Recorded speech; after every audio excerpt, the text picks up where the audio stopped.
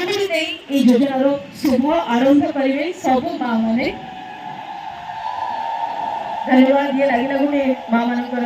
ओडिया रीतिनीति सहित निज विकास योजनार शुभारंभ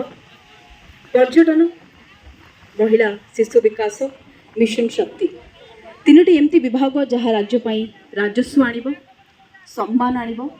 राज्यर सुदृढ़ सशक्त भविष्यर आधारशिला पलटि एवं जड़े महिला जहाँ को तीन सशक्त विभागर दायित्व मिली सहित सम्माननीय उपमुख्यमंत्री हबार गौरव मिली और जो शक्ति सामर्थ्य तेज सहित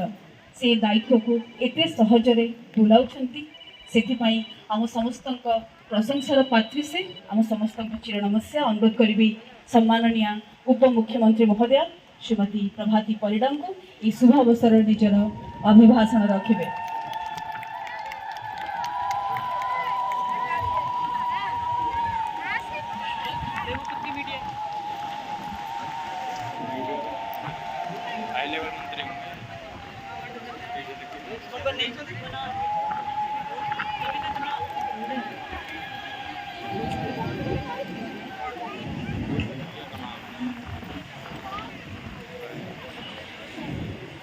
देख तले समस्ते महिला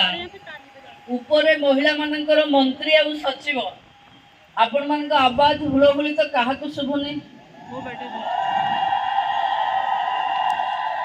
ए 25%